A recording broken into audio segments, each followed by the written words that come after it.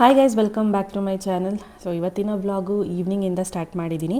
So ಸ್ವಲ್ಪ ನನಗೂ ಹುಷಾರಿಲ್ದಿದ್ದ ಕಾರಣ ವ್ಲಾಗ್ಸ್ ಶೂಟ್ ಮಾಡೋದಕ್ಕಾಗಲಿಲ್ಲ. ಇವತ್ತೊಂದು ಸ್ವಲ್ಪ ಓಕೆ ಅಂತ ಈವ್ನಿಂಗಿಂದ ವ್ಲಾಗ್ನ ಸ್ಟಾರ್ಟ್ ಮಾಡಿದ್ದೀನಿ. ಸೊ ಲಶಿಕಾನ ಸ್ಕೂಲಿಂದ ಬಂದು ಅವಳು ಮಲ್ಕೊಂಡಿದ್ಲು ಚೆನ್ನಾಗಿ. ಆಮೇಲೆ ಎಪ್ಸಿ ಫ್ರೆಶ್ ಅಪ್ ಮಾಡಿಸಿದ್ದೀನಿ. ಇನ್ನು ಸ್ವಲ್ಪ ಹೇರ್ ಆಯಿಲ್ ಇಟ್ಕೊಳ್ಳೋಣ ಅಂದ್ಬಿಟ್ಟು ಕೊಬ್ಬರಿ ಎಣ್ಣೆಗೆ ಮೆಂತ್ಯ ಕಾಳನ್ನ ಹಾಕ್ಕೊಂಡು ಚೆನ್ನಾಗಿ ಅದು ಬ್ರೌನ್ ಆಗುತ್ತೆ. ಮೆಂತ್ಯ ಕಾಳು ಅಲ್ಲಿವರೆಗೂ ಚೆನ್ನಾಗಿ ಬಾಯ್ಲ್ ಮಾಡಿಕೊಂಡು ಎಣ್ಣೆ ಕಲರ್ ಕೂಡ ಚೇಂಜ್ ಆಗುತ್ತೆ, ಬ್ರೌನ್ ಕಲರು. ಈಗ ಮಾಮೂಲಿ ಹೇರ್ಗೆ ಪೂರ್ತಿ ಸ್ಕ್ಯಾಲ್ಪಿಂದ ಹೇರ್ ಟಿಪ್ವರೆಗೂ ಅಪ್ಲೈ ಮಾಡ್ಕೊಳ್ತಾ ಇದ್ದೀನಿ. ನನಗೆ ಈ ಥರ ಬರೀ ಕೊಬ್ಬರಿ ಎಣ್ಣೆ ಹಚ್ಕೊಳ್ಳೋಕೆ ಇಷ್ಟ ಆಗೋಲ್ಲ. ಏನಾದರೂ ಮೆಂತ್ಯಕಾಳು, ಕರಿಬೇವಿನ ಸೊಪ್ಪು, ದಾಸವಾಳದ್ದು ಎಲೆ ಈ ಥರದ್ದು ಏನಾದರೂ ಹಾಕ್ಕೊಂಡು ಹಚ್ಕೊಂಡ್ರೆ ನನಗೊಂಥರ ರಿಲೀಫ್ ಅಂತ ಅನಿಸೋದು. ಇನ್ನು ಮೆಂತ್ಯಕಾಳು ತುಂಬಾ ಯೂಸ್ಫುಲ್ಲು, ಡ್ಯಾಂಡ್ರಫು ಮತ್ತು ಹೇರ್ ಗ್ರೋತ್ಗೆ ಇಂಪ್ರೂವ್ ಆಗುತ್ತೆ. ಒಂದು ಸ್ವಲ್ಪ ಜಡೆ ಹಂಗೋ ಹಿಂಗೋ ಆಗಿಬಿಟ್ಟಿದೆ. ಈವ್ನಿಂಗ್ ಆಯ್ತಲ್ಲ, ಸರಿ ಇನ್ನೇನು ನೈಟ್ ಟೈಮು ಹೆಂಗೋ ಅಂತ ಹಾಕ್ಕೊಳ್ಳೋಣ ಅಂದ್ಬಿಟ್ಟು ಈ ಥರನೇ ಹಾಕ್ಕೊಂಡಿದ್ದೀನಿ. ಇನ್ನು ಸ್ವಲ್ಪ ನಂದು ಏನೋ ಫೆದರ್ ಕಟ್ ಮಾಡಿಸಿದೆ ಲಾಸ್ಟ್ ಇಯರು, ಅದೇ ಕಟ್ಟಲ್ಲೇ ಬೆಳೀತಿದೆ. ಹಾಗಾಗಿ ಒಂಚೂರು ಪುಡಿ ಕೂದಲು ಅಂತ ಅನಿಸುತ್ತೆ. ಇನ್ನು ಇವತ್ತು ಆಲೂ ಪಾಲಕ್ ಕರಿ ಮಾಡಿಬಿಟ್ಟು ಚಪಾತಿ ಮಾಡೋಣ ಅಂತ ಅಂದ್ಕೊಂಡೆ. ಇನ್ನು ಅದೇ ರೆಸಿಪಿನ ತೋರಿಸ್ತಾ ಇದ್ದೀನಿ. ಮೊದಲು ಕಡಾಯಿಗೆ ಎಣ್ಣೆ ಹಾಕ್ಕೊಂಡಿದ್ದೀನಿ. ಈಗ ಒಂದು ಸ್ವಲ್ಪ ಬೆಳ್ಳುಳ್ಳಿ ಹಾಕ್ಕೊಂಡಿದ್ದೀನಿ, ಒಂದು ಬೆಳ್ಳುಳ್ಳಿ ಪೂರ್ತಿ, ಹಾಗೆ 2 ಈರುಳ್ಳಿ, ಹಾಗೆ ಒಂದು 5ರಿಂದ 6 ಹಸಿರು ಮೆಣಸಿನ್ಕಾಯಿನ ಹಾಕ್ಕೊಂಡಿದ್ದೀನಿ. ಇದು ಚೆನ್ನಾಗಿ ಫ್ರೈ ಆಗಬೇಕು. ಮೆಣಸಿನ್ಕಾಯಿ ಏನು ಗೊತ್ತಾ, ನೀವು ಖಾರಕ್ಕೆ ನೋಡಿಕೊಂಡು ಹಾಕ್ಕೊಳ್ಳಿ. ಇನ್ನೊಂದು ಸ್ವಲ್ಪ ಖಾರ ಬೇಕು ಅಂದರೆ ಖಾರ ಹಾಕೋಬೋದು, ಇಲ್ಲ ಕಮ್ಮಿ ಅಂದರೆ ಕಮ್ಮಿ ಸಾಕು. ಇದು ಚೆನ್ನಾಗಿ ಫ್ರೈ ಆದಮೇಲೆ ಈಗ ನಾನು ಪಾಲಕ್ ಸೊಪ್ಪನ್ನ ಈ ರೀತಿ ಕಟ್ ಮಾಡಿ ಇಟ್ಕೊಂಡಿದ್ದೀನಿ. ಚಿಕ್ಕದಾಗಿ ಚೆನ್ನಾಗಿ ವಾಶ್ ಮಾಡಿಬಿಟ್ಟು ಕಟ್ ಮಾಡಿ ಇಟ್ಕೊಂಡಿದ್ದೀನಿ. ಇದು ಪೂರ್ತಿ ಫ್ರೈ ಆಗಿಬಿಡುತ್ತೆ ಬೇಗ. ಎಣ್ಣೆಯಲ್ಲಿ ನಾವು ಫ್ರೈ ಮಾಡ್ತೀವಲ್ಲ, ಪೂರ್ತಿ ಇಷ್ಟೇ ಆಗಿಬಿಡುತ್ತೆ. ಚೆನ್ನಾಗಿ ಫ್ರೈ ಮಾಡ್ಕೋಬೇಕು. ತುಂಬ ಚೆನ್ನಾಗಿರುತ್ತೆ. ಯಾವಾಗಾದರೂ ಬೋರ್ ಹೊಡೆದಾಗ ಈ ರೀಪ್ಲೇಸ್ಮೆಂಟಲ್ಲಿ ಆಲೂ ಬದಲು, ಪೊಟ್ಯಾಟೊ ಬದಲು ಪನ್ನೀರ್ ಹಾಕ್ಕೊಂಡು ಮಾಡ್ಬೋದು. ಅದೇ ಪನ್ನೀರ್ ಪಾಲಕ್ ಆಗುತ್ತೆ. ಆಲೂ ಹಾಕ್ಕೊಂಡ್ರೆ ಆಲೂ ಪಾಲಕ್ ಆಗುತ್ತೆ. ಅಷ್ಟೇ, ಇನ್ನೇನು ಡಿಫ್ರೆನ್ಸ್ ಇಲ್ಲ. ಅದಾದಮೇಲೆ ಪಕ್ಕಕ್ಕೆ ಎತ್ತಿಟ್ಕೊಂಡಿದ್ದೀನಿ. ಅದು ತಣ್ಣಗಾಗಬೇಕು, ಏನಕ್ಕಂದರೆ ಅದು ರುಬ್ಕೋಬೇಕಾಗುತ್ತೆ. ಇನ್ನು ಅದೇ ಕಡಾಯಿಗೆ ಇವಾಗ ಎಣ್ಣೆ ಹಾಕ್ಕೊಂಡಿದ್ದೀನಿ.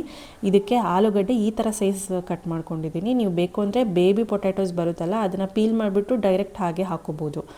ಇವೆಲ್ಲ ದೊಡ್ಡ ಪೊಟ್ಯಾಟೋಸ್ ಮನೇಲಿ ಇದ್ದಿದ್ದ ಕಾರಣ ಈ ಥರ ದೊಡ್ಡದಾಗಿ ಸ್ಲೈಸಸ್ ಇದು ಮೀಡಿಯಮ್ ಇದರಲ್ಲಿ ಕಟ್ ಮಾಡ್ಕೊಂಡಿದ್ದೀನಿ. ಇದು ಚೆನ್ನಾಗಿ ಫ್ರೈ ಆಗಬೇಕು. ಒಂಚೂರು ಫ್ರೈ ಆದರೆ, ಒಂದು 50% ಫ್ರೈ ಆದರೆ ಸಾಕು. ಲೋ ಫ್ಲೇಮಲ್ಲಿ ಒಂಚೂರು ಎಣ್ಣೆ ಹಾಕ್ಕೊಂಡು ಈ ಥರ ಫ್ರೈ ಮಾಡಬೇಕು. ಏನಕ್ಕಂದರೆ ನಾವು ಮತ್ತೆ ಫ್ರೈ ಮಾಡ್ಕೊಳ್ಳೋಕ್ಕೆ ಟೈಮ್ ಬೇಕಾಗುತ್ತೆ. ಹಾಗಾಗಿ ಇವಾಗ ಒಂದು 50% ಫ್ರೈ ಮಾಡಿಕೊಂಡ್ರೆ ನೆಕ್ಸ್ಟ್ 50% ಬೆಂದೋಗಿಬಿಡುತ್ತೆ. ಇನ್ನು ಅದನ್ನು ಕೂಡ ಒಂದು ಸೈಡ್ಗೆ ಎತ್ತಿಟ್ಕೊಂಡು ಈಗ ಮತ್ತೆ ಅದೇ ಕಡೆಗೆ ಒಂಚೂರು ಎಣ್ಣೆ ಹಾಕ್ಕೊಂಡು, ಈಗ ಈ ಬಿರಿಯಾನಿ ಪದಾರ್ಥಗಳು ಏನೇನು ಬರುತ್ತೆ, ಪಲಾವ್ ಎಲೆ, ಚಕ್ಕೆ, ಲವಂಗ, ಏಲಕ್ಕಿ ಈ ಥರದ್ದೆಲ್ಲ ಹಾಕ್ಕೊಂಡು ಇದ್ರ ಜೊತೆಗೆ ಸಾಸಿವೆ ಜೀರಿಗೆನೂ ಕೂಡ ಹಾಕ್ಕೊಂಡೆ. ಇದು ಕೂಡ ಚೆನ್ನಾಗಿ ಫ್ರೈ ಆಗಬೇಕು, ಅರೋಮಾ ಬಿಡೋವರೆಗೂ. ಫ್ರೈ ಆದಮೇಲೆ ಈಗ ನಾವು ಅಷ್ಟೊತ್ತಿಗೆ ತಣ್ಣಗಾಗಿರುತ್ತೆ ಪಾಲಕ್, ಈರುಳ್ಳಿ, ಬೆಳ್ಳುಳ್ಳಿ, ಹಸಿಮೆಣ್ಸಿನ್ಕಾಯಿ ಎಲ್ಲ ಫ್ರೈ ಮಾಡ್ಕೊಂಡಿದ್ವಲ್ಲ, ಅದನ್ನು ರುಬ್ಕೋಬೇಕು. ಈಗ ಇದಕ್ಕೆ ಮತ್ತೆ 2 ಈರುಳ್ಳಿನ ಹಾಕ್ಕೊಂಡಿದ್ದೀನಿ. ಈರುಳ್ಳಿ ಜಾಸ್ತಿ ಯೂಸ್ ಮಾಡಿದಷ್ಟು ಟೇಸ್ಟ್ ಚೆನ್ನಾಗಿರುತ್ತೆ. ಈರುಳ್ಳಿ ಚೆನ್ನಾಗಿ ಫ್ರೈ ಆಗಬೇಕು ಎಣ್ಣೆಯಲ್ಲಿ. ಶುಂಠಿ ಹಾಕಬೇಕು ಅನ್ನೋ ನೆಸೆಸಿಟಿ ಏನಿಲ್ಲ. ಶುಂಠಿ ಏನು ಬೇಕಾಗಿಲ್ಲ. ಬೇಕು ಅಂದವ್ರು ಬೇಕಿದ್ದರೆ ಹಾಕ್ಕೋಬೋದು, ಬಟ್ ಚೆನ್ನಾಗಿರಲ್ಲ ಆಲೂ ಪಾಲಕ್ಗೆ, ಈ ಥರ ಪನ್ನೀರ್ ಪಾಲಕ್ಗೆ. ಇವಾಗ ಈರುಳ್ಳಿ ಫ್ರೈ ಆದಮೇಲೆ ನಾನು ಒಂದು 2 ಹಣ್ಣಾಗಿರೋ ಟೊಮೆಟೊನ ಹಾಕ್ಕೊಳ್ತಾ ಇದ್ದೀನಿ, ಚಿಕ್ಕ ಸೈಜಲ್ಲಿರೋದು. ಇದು ಕೂಡ ಚೆನ್ನಾಗಿ ಫ್ರೈ ಮಾಡ್ಕೊಳ್ತೀನಿ, ಅಂದರೆ ಪೂರ್ತಿ ಸ್ಮ್ಯಾಶ್ ಆಗಬೇಕು ಟೊಮ್ಯಾಟೋಸ್ ಎಲ್ಲ. ಈಗ ನೋಡಿ, ಸ್ಮ್ಯಾಶ್ ಆದಮೇಲೆ ಒಂಚೂರು ಅರಶಿನ ಹಾಕ್ಕೊಳ್ತಾ ಇದ್ದೀನಿ. ಅರಶಿನ ಮತ್ತು ರುಚಿಗೆ ತಕ್ಕಷ್ಟು ಕಲ್ಲುಪ್ಪನ್ನ ಹಾಕ್ಕೊಳ್ತಾ ಇದ್ದೀನಿ. ಕಲ್ಲುಪ್ಪು ಹಾಕ್ಕೊಂಡ್ರೆ ಬೇಗನೆ ಸ್ಮ್ಯಾಶ್ ಆಗುತ್ತೆ, ಬೇಗನೆ ಬೆಂದೋಗುತ್ತೆ ಅಂತ. ಇದು ಚೆನ್ನಾಗಿ ಮಿಕ್ಸ್ ಮಾಡ್ಕೊಳ್ತಾ ಇದ್ದೀನಿ. ಈಗ ಟೊಮೆಟೊ ಎಲ್ಲ ಸ್ಮ್ಯಾಶ್ ಆದಮೇಲೆ ನಾವು ಸ್ವಲ್ಪ ನೀರು ಹಾಕ್ಕೊಂಡು ಪಾಲಕ್ದೇನಿದೆ ಪ್ಯೂರಿ, ಅದನ್ನು ರೆಡಿ ಮಾಡ್ಕೋಬೇಕು. ಅದು ಈ ಥರ ಕಲರ್ ಆಗುತ್ತೆ. ಒಂದು ಸ್ವಲ್ಪ ನೀರು ಹಾಕ್ಕೊಂಡು ರುಬ್ಕೊಂಡ್ರೆ ಈ ಥರ ಕಲರ್ ಇರುತ್ತೆ. ಇದು ಇನ್ನೂ ಲೈಟ್ ಇದಾಗುತ್ತೆ, ಕಲರು ಡಾರ್ಕ್ ಆಗೋದಿಲ್ಲ. ಇನ್ನೂ ಪಾಲಕ್ ಸೊಪ್ಪು ಇನ್ನೂ ನೀವು ಜಾಸ್ತಿ ಆದರೂ ಹಾಕೋಬೋದು, ಕಲರ್ ತುಂಬಾ ಚೆನ್ನಾಗಿರುತ್ತೆ. ನ್ಯಾಚುರಲ್ ಗ್ರೀನ್ ಕಲರ್ ಅಲ್ವಾ, ಮಕ್ಳಿಗೆ ಕೊಟ್ಟರೆ ಐರನ್ ಕಂಟೆಂಟು ತುಂಬಾ ಇರುತ್ತೆ ಬೆಳೆಯೋ ಮಕ್ಕಳಿಗೆ. ನೋಡಿ, ಇದನ್ನು ಹಾಕ್ಕೊಂಡು ಇನ್ನೊಂದು ಸ್ವಲ್ಪ ನಾನು ನೀರು ಹಾಕ್ಕೊಳ್ತೀನಿ. ಕುದಿಬೇಕಲ್ವಾ, ಮತ್ತು ಪೊಟ್ಯಾಟೋಸ್ ಎಲ್ಲ ಹಾಕೋತೀವಿ, ಗ್ರೇವಿ ಎಲ್ಲ ಸರಿ ಹೋಗೋಲ್ಲ. ಮೀಡಿಯಮ್ ಕನ್ಸಿಸ್ಟೆನ್ಸಿಲಿ ಗ್ರೇವಿ ಇದ್ದರೆ ಚೆನ್ನಾಗಿರುತ್ತೆ. ಸೊ ಹಾಗಾಗಿ ಒಂದು ಸ್ವಲ್ಪ ಮಿಕ್ಸಿ ಜಾರ್ಗೆ ನೀರು ಹಾಕ್ಕೊಂಡು ಈಗ ಒಂದು ಸ್ವಲ್ಪ ಹೊತ್ತು, ಒಂದು 2 ಮಿನಿಟ್ಸ್ ಬೆಂದಮೇಲೆ ನಾನು ಪೊಟ್ಯಾಟೋನ ಹಾಕ್ಕೊಳ್ತೀನಿ. ಅದಕ್ಕೂ ಮುಂಚೆ ಈಗ ನಾನೊಂದು ಸ್ವಲ್ಪ ಮಸಾಲೆಗಳು, ಅಂದರೆ ಈ ಗರಂ ಮಸಾಲೆ ಒಂದು ಸ್ವಲ್ಪ, ಹಾಗೆ ಸ್ವಲ್ಪ 1 ಸ್ಪೂನಷ್ಟು ಧನಿಯಾ ಪೌಡರು, ಹಾಗೆ ಜೀರಾ ಪೌಡರು, ಈ 3 ಒಂದೊಂದು ಸ್ಪೂನ್ ಹಾಕ್ಕೊಂಡು ಕೊನೆಗೆ ನಾನು ಕಾಶ್ಮೀರಿ ರೆಡ್ ಚಿಲ್ಲಿ ಪೌಡರ್ನ ಹಾಕ್ಕೊಳ್ತಾ ಇದ್ದೀನಿ, ಇದು ಕಲರ್ ಬರಲಿ ಅಂದ್ಬಿಟ್ಟು. ಇನ್ನು ನಿಮಗೆ ಖಾರ ಬೇಕು ಅಂದರೆ ನೀವು ಹಸಿಮೆಣ್ಸಿನ್ಕಾಯಿನ ಆಗಲೇ ಹಾಕ್ಕೊಂಡಿದ್ರಿ, ನೋಡಿಬಿಟ್ಟು ಅಚ್ಚ ಖಾರದ ಪುಡಿನ ಯೂಸ್ ಮಾಡ್ಕೊಳ್ಳಿ. ತುಂಬ ಸಿಂಪಲ್ಲಾಗಿ ರೆಡಿ ಆಗುತ್ತೆ. ಇದಕ್ಕೆ ಚಪಾತಿ, ಪೂರಿ, ದೋಸೆ ಮತ್ತು ಪರೋಟಾಗೂ ಕೂಡ ನಾನ್ ಈ ಥರದಕ್ಕೆಲ್ಲ ತುಂಬಾ ಚೆನ್ನಾಗಿರುತ್ತೆ. ಇನ್ನು ಇವಾಗ ನಾವು ಆಗಲೇ ಒಂದು 50% ಬಾಯ್ಲ್ ಮಾಡ್ಕೊಂಡಿದ್ವಲ್ಲ, ಆ ಪೊಟ್ಯಾಟೋಸ್ನ ಹಾಕ್ಕೊಳ್ತಾ ಇದ್ದೀನಿ. ಇನ್ನು ಈ ಪೊಟ್ಯಾಟೋಸ್ಗೆಲ್ಲ ಸ್ವಲ್ಪ ಹಿಡಿಬೇಕು ಮಸಾಲೆ, ಅಲ್ಲಿವರೆಗೂ ಬಾಯ್ಲ್ ಮಾಡಿಕೊಂಡ್ರೆ ಮುಗ್ದೇ ಹೋಯ್ತು ಆಲೂ ಪಾಲಕ್. ಈ ರೀಪ್ಲೇಸ್ಮೆಂಟಲ್ಲಿ ನೀವು ಪನ್ನೀರ್ ಫ್ರೈ ಮಾಡಿಕೊಂಡು ಕೂಡ ಹಾಕೋಬೋದು, ಇಲ್ಲ ಡೈರೆಕ್ಟ್ ಪನ್ನೀರ್ ಕೂಡ ಹಾಕೋಬೋದು. ಇನ್ನು ಅದೊಂದು ಕಡೆ ಕುದೀತಾ ಇತ್ತು. ಇನ್ನು ದೋಸೆಗೆ ನೆನೆ ಹಾಕಿದ್ದೆ, ನಾಳೆ ದೋಸೆ ಮಾಡೋಣ ಅಂದ್ಬಿಟ್ಟು ಇನ್ನು ಅದನ್ನೇ ರುಬ್ತಾ ಇದ್ದೆ. ಕೆಲವೊಂದು ಸಲ ಗ್ರೈಂಡರಲ್ಲೂ ರುಬ್ತೀವಿ, ಇಲ್ಲಾಂದರೆ ಟೈಮ್ ಇಲ್ಲ ಅಂದರೆ ಮಿಕ್ಸಿ ಜಾರ್ಗೂ ಹಾಕಿ ರುಬ್ತಾ ಇರ್ತೀನಿ.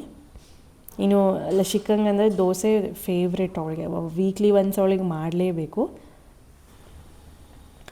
ಇನ್ನು ಇಲ್ಲಿ ದೋಸೆ ಬ್ಯಾಟರ್ ಕೂಡ ರೆಡಿ ಆಯಿತು. ಚೆನ್ನಾಗಿ ಫರ್ಮೆಂಟೇಷನ್ ಆಗಬೇಕು ಅಂದರೆ ಚೆನ್ನಾಗಿ ಕಲಸಿ ಇಡಬೇಕು ರಾತ್ರಿ. ಉಪ್ಪು ಸೋಡಾ ಎಲ್ಲ ಏನು ಇವಾಗಲೇ ಹಾಕಲ್ಲ, ನಾನು ಸೋಡಾ ಯೂಸ್ ಮಾಡೋದೇ ಇಲ್ಲ. ಇನ್ನು ಬೆಳಗ್ಗೆ ಎದ್ದು ವ್ಲಾಗ್ ಕಂಟಿನ್ಯೂ ಆಗ್ತಿದೆ.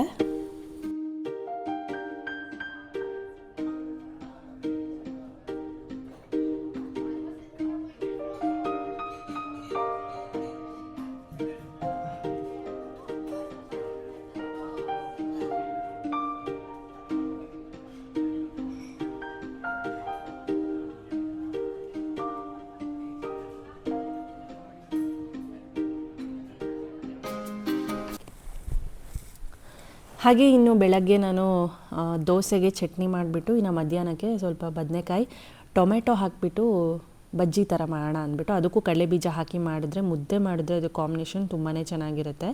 ಇನ್ನು ನನಗೊಂದು ಸ್ವಲ್ಪ ಹುಷಾರಿಲ್ದಿದ್ದ ಕಾರಣ ಶುಂಠಿ ಮತ್ತು ತುಳಸಿ ಹಾಕಿಬಿಟ್ಟು ಚೆನ್ನಾಗಿ ಕುದಿಸ್ಬಿಟ್ಟು ಕುಡಿತೀನಿ.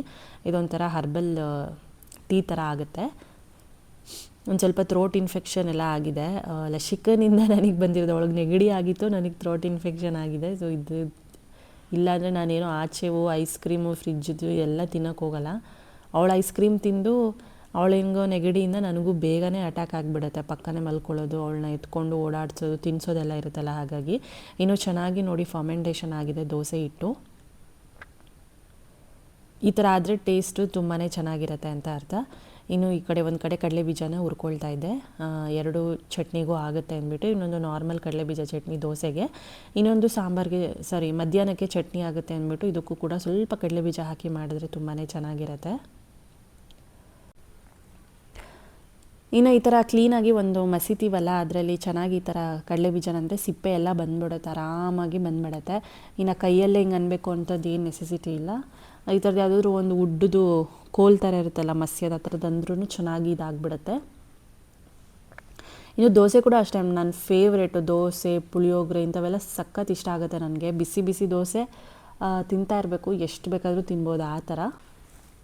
ಇನ್ನು ನನ್ನ ವಾಯ್ಸಲ್ಲೇ ನೀವು ಕಂಡುಹಿಡಿಬೋದು ವಾಯ್ಸ್ ಎಲ್ಲ ಚೇಂಜ್ ಆಗಿದೆ ಅಂತ. ನನಗೊಂಚೂರು ಥ್ರೋಟಿದ್ದು ಥ್ರೋಟ್ ಪೇಯ್ನ್ ಅಂದರೆ ಆ ಥರ ಅಲ್ಲ, ಒಂದು ಸ್ವಲ್ಪ ಒಂಥರ ಇಚಿನೆಸ್ ಫೀಲ್ ಆಗುತ್ತೆ ಅಷ್ಟೇ, ಅದು ಬಿಟ್ಟರೆ ಇನ್ನೇನಿಲ್ಲ. ಅದಕ್ಕೂ ಕೂಡ ನನಗೆ ಫುಲ್ಲು ವಾಯ್ಸೆಲ್ಲ ಚೇಂಜ್ ಆಗಿಬಿಡುತ್ತೆ. ಹಾಗಾಗಿ ವ್ಲಾಗ್ಸ್ ಎಲ್ಲ ಶೂಟ್ ಮಾಡೋಕ್ಕೂ ಆಗಲಿಲ್ಲ, ನನಗೆ ಅಪ್ಲೋಡ್ ಮಾಡೋಕ್ಕೂ ಕೂಡ ಆಗಲಿಲ್ಲ. ನಿಜವಾಗ್ಲೂ ಎದ್ದೋಳೋದಕ್ಕೆ ಆಗಲ್ಲ ಈ ಥರ ಎಲ್ಲ ಆಗಿಬಿಟ್ರೆ. ಇದ್ರ ಜೊತೆಗೆ ಒಂಥರ ಲೋ BP ಏನೋ ಆಗಿತ್ತು ಅಂತ ಅನಿಸುತ್ತೆ. ಸೊ ಅದರಿಂದನೂ ಒಂದು ಸ್ವಲ್ಪ ಬಾಡಿ ಪೇನ್ಸು ಸಿಕ್ಕಾಪಟ್ಟೆ ಇತ್ತು, ಕಾಲೆಲ್ಲ ಎಳೆಯೋದು ಎಲ್ಲನೂ ಆಗ್ತಾಯಿತ್ತು. ಸೊ ಹಾಗಾಗಿ ಸ್ವಲ್ಪ ವ್ಲಾಗ್ಸ್ ಎಲ್ಲ ಶೂಟ್ ಮಾಡೋಕ್ಕೂ ಆಗಲಿಲ್ಲ. ಇನ್ನು ಲಶಿಕಾನ ಬಿಟ್ಟು ಬಂದಮೇಲೆ ನಾನು ಹೆಡ್ ಬಾತ್ ಮಾಡಿದ್ದೆ, ಆಯಿಲೆಲ್ಲ ಅಪ್ಲೈ ಮಾಡ್ಕೊಂಡಿದ್ನಲ್ಲ. ಜಾಸ್ತಿ ದಿನ ಬಿಟ್ರೂ ಅದು ಫುಲ್ ಆಯಿಲಿನೆಸ್ ಆಗಿಬಿಟ್ಟು ಡ್ಯಾಂಡ್ರಫ್ ಆಗಿಬಿಡುತ್ತೆ ಬೇಗ. ಹಾಗಾಗಿ ಒಂದು ಓವರ್ ನೈಟು ಇಲ್ಲಾಂದರೆ ಒಂದು ಡೇ ಏನೇ ಆದ್ರೂ ಒಂದು 12 ಅವರ್ಸು ಈ ಥರ ಅದರೊಳಗೇ ವಾಶ್ ಮಾಡಿಬಿಡ್ಬೇಕು ಹೇರ್ಸು. 12 ಅವರ್ಸ್ ಮೇಲೆ ಬಿಡಲೇಬಾರ್ದು. ಇನ್ನು ನಮ್ಮ ಡಿಂಕು ಅಂತೂ ಫುಲ್ಲು ಚೆನ್ನಾಗಿ ಕೂದಲು ಬೆಳೆದ್ಬಿಟ್ಟಿದೆ. ಇವನಿಗೆ ಟ್ರಿಮ್ ಮಾಡಿಸ್ಬೇಕು. ಆಮೇಲೆ ಮಳೆ ಸ್ಟಾರ್ಟ್ ಆಗಿಬಿಟ್ಟಿದೆ ಆಲ್ರೆಡಿ. ಇನ್ನೊಂದು ಕೂದಲು ಅಂದರೆ ಒಂದು ತಿಂಗಳಿಗೆಲ್ಲ ಬಂದುಬಿಡುತ್ತೆ ಮತ್ತು ಟ್ರಿಮ್ ಮಾಡಿಸಿದ್ರೆ. ಮತ್ತು ಟ್ರಿಮ್ ಮಾಡಿಸ್ಲಿ ಅಂದರೆ ಕಷ್ಟ ಆಗಿಬಿಡುತ್ತೆ, ಹುಳಗಳು ಸೇರ್ಕೊಳ್ಳೋದು ಅದೆಲ್ಲನೂ ಆಗ್ತಾ ಇರುತ್ತೆ. ಫ್ರೆಂಡ್ಸ್ ಇಲ್ಲಿ ನೋಡಿ, ಇಲ್ಲೆಲ್ಲ ಗಿಡಗಳು ಇಟ್ಟಿದ್ದಾರೆ ಚೆನ್ನಾಗಿ ಕಾಣಿಸ್ಲಿ ಅಂದ್ಬಿಟ್ಟು ಸಿಟ್ಔಟಲ್ಲಿ. ಇದೊಂದು ಶೋ ಗಿಡ, ಇವೆಲ್ಲ ಆಕ್ಸಿಜನ್ ಗಿಡಗಳು ಇವೆರಡು. ಇದೊಂದು ಮನಿ ಪ್ಲ್ಯಾಂಟ್ ಹೀಗಿದೆ ನೋಡೋಕ್ಕೆ. ಇಲ್ಲಿ ಕುತ್ಕೊಂಡ್ರೆ ಒಂದು ಸ್ವಲ್ಪ ಟೈಮ್ ಪಾಸ್ ಮಾಡಿದ್ರೆ ರಿಲೀಫ್ ಅಂತ ಅನಿಸುತ್ತೆ. ಯಾಕಂದರೆ ನಾವು ಗಿಡಗಳ ಜೊತೆ ಟೈಮ್ ಸ್ಪೆಂಡ್ ಮಾಡಿದ್ರೆ ಎಷ್ಟು ರಿಲೀಫ್ ಸಿಗುತ್ತೆ ಗೊತ್ತಾ. ಕೆಲವೊಂದು ಸತಿ ಮನುಷ್ಯರ ಜೊತೆ ಸ್ಪೆಂಡ್ ಮಾಡಿದ್ರು ಈ ಥರ ರಿಲ್ಯಾಕ್ಸೇಷನ್ ಸಿಗೋಲ್ಲ. ಗಿಡದ ಮಧ್ಯೆ ಒಂಟಿಯಾಗಿ ಕೂತ್ಕೋತೀವಲ್ಲ ಆವಾಗ ಒಂಥರ ನಮಗೆ ಆದಂಥ ಒಂದು ಸ್ಟ್ರೆಸ್ ರಿಲ್ಯಾಕ್ಸ್ ಆಗ್ತಾ ಇರುತ್ತೆ. ಸ್ಟ್ರೆಸ್ ಕಮ್ಮಿ ಆಗೋದು, ರಿಲ್ಯಾಕ್ಸೇಷನ್ ಸಿಗ್ತಾ ಇರುತ್ತೆ. ಇನ್ನೂ ಒಂದು ಕಡೆ ಮೋಡ ಮುಚ್ಕೊಳ್ಳೋದು, ಒಂದು ಕಡೆ ಬಿಸಿಲು ಬರೋದು, ಈ ಥರ ಆಗ್ತಿದೆ. ನೆನ್ನೆನೂ ಸರಿಯಾಗಿ ಮಳೆ ಬಂತು ನೋಡಿ. ಕ್ಲೌಡ್ಸ್ ಒಳ್ಳೆ ಐಸ್ ಕ್ರೀಮ್ ಥರ ಕಾಣಿಸ್ತಿದೆ ನೋಡೋದಕ್ಕೆ, ಎಷ್ಟು ಚೆನ್ನಾಗಿದೆ ಎಲ್ಲ ನೋಡೋಕ್ಕೆ. ಬಟ್ ಯಾವಾಗ ಮಳೆ ಬರುತ್ತೆ, ಯಾವಾಗ ಮೋಡಗಳಾಗುತ್ತೆ ಅಂತ ಗೊತ್ತೇ ಆಗಲ್ಲ. ಸಡನ್ನಾಗಿ ಆಗಿಬಿಡುತ್ತೆ ಒಂದೊಂದು ಸಲ. ಹಾಗೇ ಪ್ರತಿಯೊಂದು ವೀಡಿಯೋಗೂ ಕಮೆಂಟ್ಸ್ ಮಾಡಿ ಕೇಳ್ತಿದ್ದೀರಾ, ಯಾಕೆ ನೀವು ಜಾಬ್ ಬಿಟ್ಟಿದ್ದು, ನೀವು ಆಫೀಸ್ಗೆ ಹೋಗ್ತಾ ಇಲ್ವಾ ಅಕ್ಕ ಅಂತ. ನಾನು ಆಲ್ರೆಡಿ 2 ವ್ಲಾಗ್ಸ್ ಮಾಡಿದ್ದೀನಿ. ಅದೇ ಹೇಳಿದ್ನಲ್ಲ, ಕಂಟಿನ್ಯೂಸ್ ಆಗಿ ವೀಡಿಯೋಸ್ ನೋಡಲ್ಲ, ಇಲ್ಲ ಪ್ರೀವಿಯಸ್ ವೀಡಿಯೋಸ್ ಹೋಗಿ ಚೆಕ್ ಮಾಡಲ್ಲ. ಸೊ ಆ ಟೈಮ್ಗೆ ಈ ಥರ ಅನಿಸುತ್ತೆ ಒಂದೊಂದು ಸಲ. ನೀವು ಕಮೆಂಟ್ಸ್ ಮಾಡ್ತೀರಾ, ವ್ಲಾಗ್ಸ್ ಎಲ್ಲ ಮಾಡಿರ್ತೀನಿ ನಾನು, ನೋಡಲ್ಲ. ಅದಕ್ಕೆ ಹೇಳೋದು, ರೆಗ್ಯುಲರಾಗಿ ವೀಡಿಯೋಸ್ ನೋಡಿ, ಆಗ ನಿಮಗೊಂದು ಇನ್ಫಾರ್ಮೇಷನು ಕಂಟಿನ್ಯೂಸ್ ಆಗಿ ಸಿಗುತ್ತೆ ಅಂತ. ಸೊ ಪ್ರತಿಯೊಂದು ವೀಡಿಯೋದಲ್ಲಿ ಹಾಕ್ದಾಗಲೂ ಇದನ್ನೇ ಕೇಳ್ತಿದ್ದೀರಾ. ಇಲ್ಲ, 2-3 ಡೇಸಿಂದ ಥ್ರೋಟ್ ಇನ್ಫೆಕ್ಷನ್ ಆಗಿ ಲೋ ಬಿ ಪಿ ಥರ ಆಗಿಬಿಟ್ಟು ಫುಲ್ ಬಾಡಿ ಪೇನ್ಸ್ ಆಗಿದೆ. ಲೋ ಬಿ ಪಿ ಆದರೆ ಗೊತ್ತಿರುತ್ತೆ ಹೆಂಗಿರುತ್ತೆ ಅಂತ. ಸೊ ಹಂಗಾಗಿ ವ್ಲಾಗ್ಸು ಶೂಟ್ ಮಾಡೋಕ್ಕಾಗಲಿಲ್ಲ. ನನಗೊಂಥರ ಲೋ ಬಿ ಪಿ ಆಗಿಬಿಟ್ರೆ ಒಂಥರ ಏನೂ ಇಂಟ್ರೆಸ್ಟೇ ಇರೋಲ್ಲ, ಎದ್ದೊಳಕ್ಕೆ ಇಂಟ್ರೆಸ್ಟ್ ಇರೋಲ್ಲ, ಕೆಲಸ ಮಾಡೋಕ್ಕೂ ಇಂಟ್ರೆಸ್ಟ್ ಇರೋಲ್ಲ. ಸೊ ಹಾಗಾಗಿ ಅದನ್ನೇ ಕೇಳ್ತಾಯಿದ್ರಿ, ಜಾಬ್ ಯಾಕೆ ಬಿಟ್ರಿ, ಆಫೀಸ್ಗೆ ಹೋಗ್ತಾ ಇಲ್ವಾ ಅಂತ. ಬರ್ತಾನೇ ಇದೆ ಕಮೆಂಟ್ಸು. ಒಬ್ರಿಗೇನು ಗೊತ್ತಾ, ಒಬ್ರಿಗೆ ಕಮೆಂಟಿಗೆ ಹೋಗಿ ರಿಪ್ಲೈ ಕೊಟ್ಟರೆ ಬೇರೊಬ್ಬರು ನೋಡಲ್ಲ. ಸೊ ವ್ಲಾಗಲ್ಲಿ ಹೇಳಿಬಿಟ್ರೆ ಗೊತ್ತಾಗ್ಬಿಡುತ್ತೆ ಅಂತ ಹೇಳ್ತಾ ಇದ್ದೀನಿ. ಮತ್ತೆ ಇದ್ರ ಬಗ್ಗೆ ಕೇಳೋಕ್ಕೆ ಹೋಗ್ಬೇಡಿ. ಜಾಬ್ ನಾನು ಬಿಟ್ಟಿದ್ದಲ್ಲ. ಸೊ ನಮ್ಮ ಕಂಪ್ನಿದೇ ಲಾಸ್ ಆಯಿತು, ಓಕೆನಾ. ಅದು ಲಾಸಲ್ಲೇ ಇತ್ತು. ಬಟ್ ಹಂಗಂಗೆ ಮಾಡ್ತಾಯಿದ್ರು. ಬಟ್ ಈ ಸಲ ಫುಲ್ಲು ಇದು 2 ಮಂತ್ಸಿಂದನೂ ಪ್ರೊಡಕ್ಷನ್ ಇಲ್ಲ ಅಂದ್ಬಿಟ್ಟು ಸೊ ಒಬ್ಬೊಬ್ಬರನ್ನೇ ರಿಲೀವ್ ಮಾಡ್ತಿದ್ದಾರೆ. ಸೊ ಅದಕ್ಕೆ ನಾನು ಜಾಬ್ ಇಲ್ಲ ಅಂತ ಹೇಳಿದ್ದು, ಅದನ್ನು ಕ್ಲಿಯರಾಗಿ ಹೇಳಿದ್ದೆ ನಾನು ಆ ವ್ಲಾಗ್ಸಲ್ಲಿ. ನೋಡಿಲ್ದಲ್ಲಿರೋರ್ಗೂ ಗೊತ್ತಿರಲ್ಲ. ಸೊ ಹಾಗಾಗಿ ಪದೇ ಕಮೆಂಟ್ಸ್ ಬರ್ತಾನೆ ಇದೆ. ಸ್ವಲ್ಪ ಮುಖ ಡಲ್ಲಾಗಿದೆ, ಹುಷಾರಿಲ್ದಿದ್ದ ಕಾರಣ ಅಡ್ಜಸ್ಟ್ ಮಾಡ್ಕೊಳ್ಳಿ. ಈಗೀಗ ಓಕೆ, ಒಂದು ಸ್ವಲ್ಪ ಪರವಾಗಿಲ್ಲ. ವಾಯ್ಸ್ ಕೂಡ ಎಲ್ಲ ಚೇಂಜ್ ಆಗಿಬಿಟ್ಟಿದೆ, ನೋಡ್ತಿದ್ದೀರಲ್ಲ. ಹಾಗಾಗಿ ಸೊ ಜಾಬ್ ನಾನು ಬಿಟ್ಟಿರೋದಿಲ್ಲ, ಕಂಪ್ನಿದೇ ಒಂದು ಸ್ವಲ್ಪ ಇದು ಲಾಸು, ಅದು ಇದು ಸ್ವಲ್ಪ ಅವ್ರಿಗೆ ಪ್ರಾಬ್ಲಮ್ ಆಗಿಬಿಟ್ಟು ಎಲ್ಲನೂ ರಿಲೀವ್ ಮಾಡ್ತಿದ್ದಾರೆ. ಸೊ ಅಷ್ಟೇ. ಇಲ್ಲಾಂದರೆ ನಾನು ಯಾಕೆ ಜಾಬ್ ಬಿಡ್ತೀನಿ ಅಲ್ವಾ. ನಮ್ಮ ಫುಲ್ ಡಿಸಿಪ್ಲೀನು ಪಂಕ್ಚುಯಾಲಿಟಿ ಇರೋದು ನಾನು, ಹಾಗೆಲ್ಲ ನಾನು ಬಿಡೋದಕ್ಕೆ ಹೋಗಲ್ಲ. ಬೇರೆದು ಸಿಕ್ಕಾಗ ಬಿಡ್ತಿದ್ದೆ. ಸೊ ನಾನೇ ಅಂತೂ ಸುಮ್ಮನೆ ಏನೂ ಬಿಡಲ್ಲ. ಐ ಹೋಪ್ ನಿಮಗೆ ಆನ್ಸರ್ ಸಿಕ್ಕಿದೆ ಅಂತ ಅನ್ಸುತ್ತೆ. ದಯವಿಟ್ಟು ಕಂಟಿನ್ಯೂಸ್ ಆಗಿ ನೋಡಿ. ನಾನು ವ್ಲಾಗ್ ಹಾಕಿದ್ರೂ ಮತ್ತೆ ಬಂದು ಕೇಳ್ತೀರಾ.